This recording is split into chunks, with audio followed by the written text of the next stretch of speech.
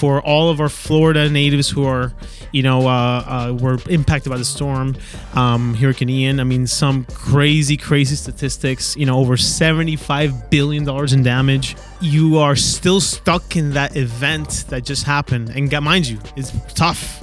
A lot of us, know about, but it is not something that sometimes we know how to handle.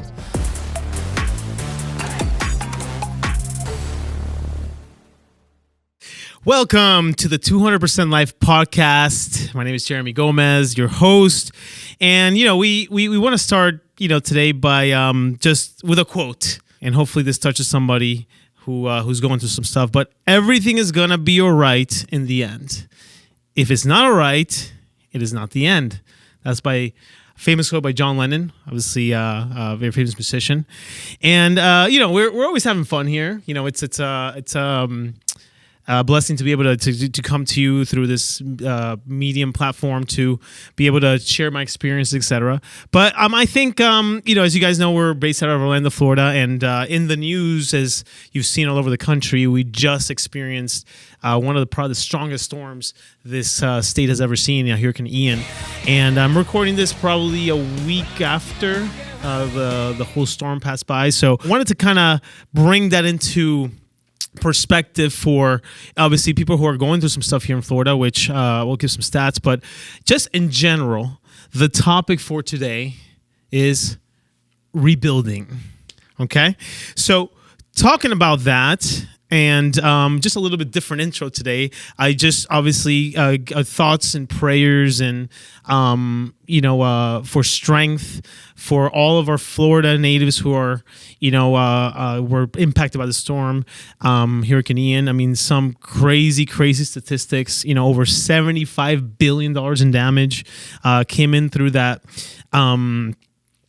southwest portion of the states, Sanibel Island, Fort Myers, Naples area. And if you haven't seen these pictures, guys, Google it. If you're not in Florida, just Google it and just look at the impact that this monster storm had. And over still to this day, almost 500,000 homes and businesses are still without power. It might take them another month and a half to restore power in certain areas, and countless people that we've seen in places that, we could have not imagined, even here in the middle of the state where we're at in Central Florida, devastation of flooding in areas, people who have lost their homes, or everything they had in their homes. I've seen people, just like, even half of my body underwater. It's just insane to see. And forget about, the southwest portion of it, total devastation in certain areas, businesses and homes completely underwater. So this is a topic that I want to bring today because I think rebuilding is a topic that a lot of us, know about, but it is not something that sometimes we know how to handle. Okay. And the definition of rebuilding is the following: to build something again after it has been damaged or destroyed.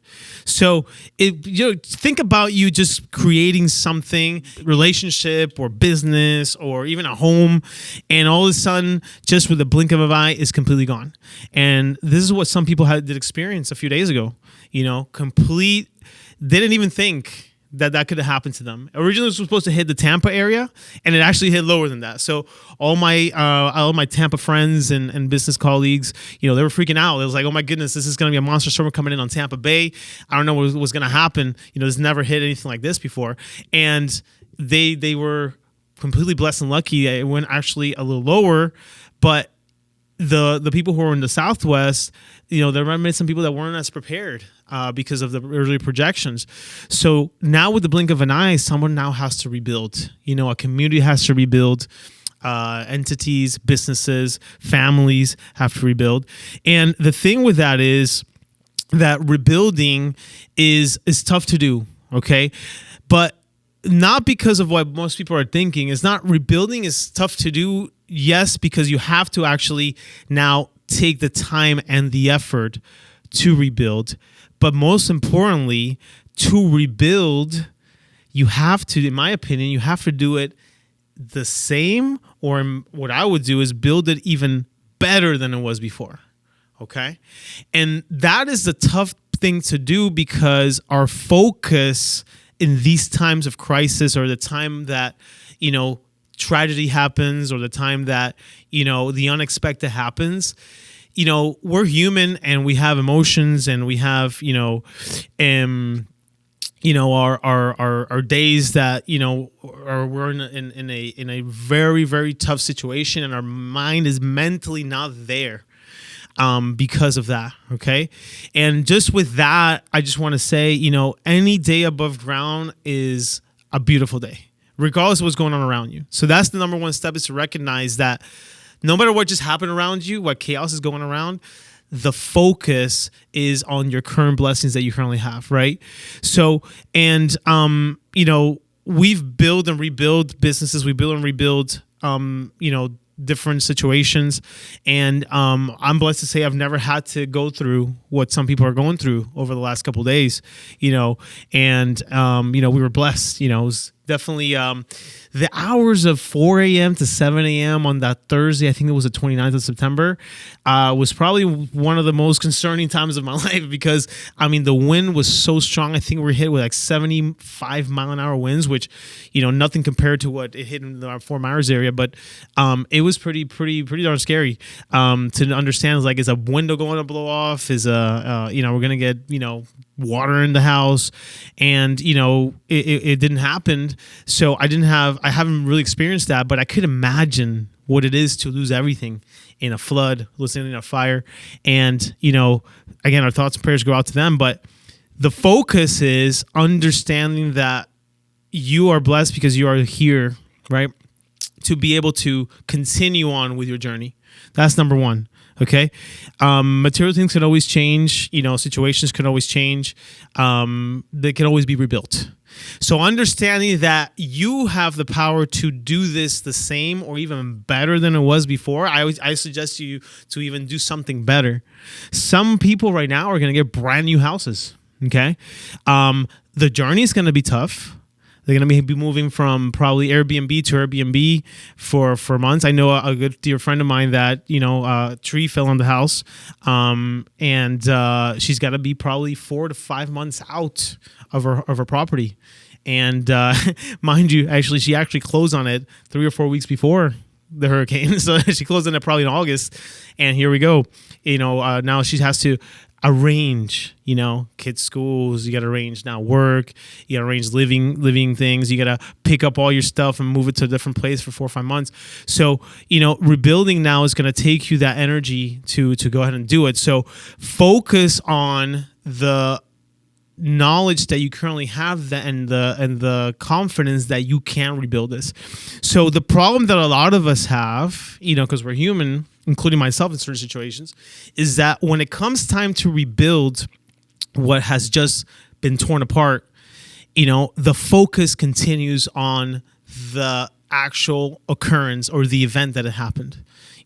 Whether it be, regrets, whether it be, just flashbacks of that certain day or that certain time that's happened, and it focuses. The thing to understand and to actually pinpoint is that your potential, your confidence, your knowledge, possibly the tools that you have not changed. It is all a mindset at that point. The mindset that you are still stuck in that event that just happened. And mind you, it's tough. Okay, I'm talking about some people that, tough situations. But you're alive, you're breathing, and you have the same potential, the same confidence, the same tools, the same knowledge, and hopefully you're actually a little bit more wiser now to now rebuild this, and maybe even rebuild it with more precaution so this doesn't happen to you again. Okay? If that makes sense. So the problem that, again, the issues that we encounter when we are in the rebuilding stage is that we're focused too much on that occurrence in that past that we cannot move forward. So once you can get over that and understand that you're still a gifted, talented individual, you can get all this done. Okay? Feeling sorry for yourself, or regretting what just happened, or man, I should have done that. For some people, I was just talking to a good friend of mine who's an insurance agent. For some people that did not have flood insurance, they're thinking back. They're thinking, I should have put that flood insurance. If you guys don't know how that works, is we're in the real estate world, right? He just explained to me thoroughly. You're classified in certain flood areas, right? So in certain flood areas, you are classified by an elevation certificate, meaning that your house is classified of what is the risk of that flood, of a flood happening. And there's certain homes and certain properties that are in areas that it says there's no flood. And there's some people that actually do have that classification and have to get it, okay? But the people that don't have it, actually, they can get flood insurance if they wanted to. And it's very inexpensive compared to the people that do have the flood insurance classification. We're talking about maybe somebody will pay $200 to $300 if they don't have a flood insurance zone classification, versus someone that is in a flood zone. It's probably like $1,300, $1,400, $1,500 more on their policy because they're in a flood zone. But now that the people that weren't classified and just went through some of this stuff in certain areas of our counties close by to us, who never think that you get a floods in those areas, and people's homes are underwater now. Some of them, hindsight and conversations that my colleague insurance agent had, they wished they would have had it, right? So now in preparation for your next rebuilding stage is that, hey, be smarter. I'm sure now they're going to get flood insurance on their next property. Guaranteed. Because now it is something that, they're more smarter about. They're smarter about coming to it on a different set of eyes perspective. So learn from the current situation and event that just happened, and now be wiser. Do know and be more prepared to now put your precautions in place and put yourself in a situation that if it does, heaven forbid, happen again, you're prepared to get in there, okay? Be to the point that you can be confident and walk around every single day knowing, if I were to lose it all, I can rebuild it one more time. We've been in this business for a very long time on the real estate side, and investors and being in the real estate brokerage business for going on 17 years. And we experienced the 2008 crash, absolutely. And there was, owning a lot of properties, etc. And I won't go too much detail into the story because I think there's a story that I'm going to do in a whole entire episode. But we actually lost everything, houses and cars and everything. But when I understood that I needed to just get my mindset correct to the point where I was, it took me a little while, but to the point where I was like, you know what? I can go anywhere and start from zero and be still successful and still have everything that I have, because I have my health, I have my children, I have my family, and I can just do this all over again. That is when you know that anything around you can tear down and you can still rebuild. Okay? So, guys, this can take in the business side a lot. And now, even business right now are trying to rebuild. Their brick and mortar places have gone down. They have to just assess situations and know when they're going to come back and open for business again. And it's a situation that has to be taken with an attitude of victory, an attitude of a ready to build, a ready to be better attitude. Okay? Yes, we're human. You can have your, time of quote unquote mourning, okay, or grief. If it's obviously a business situation or a physical damage situation, etc.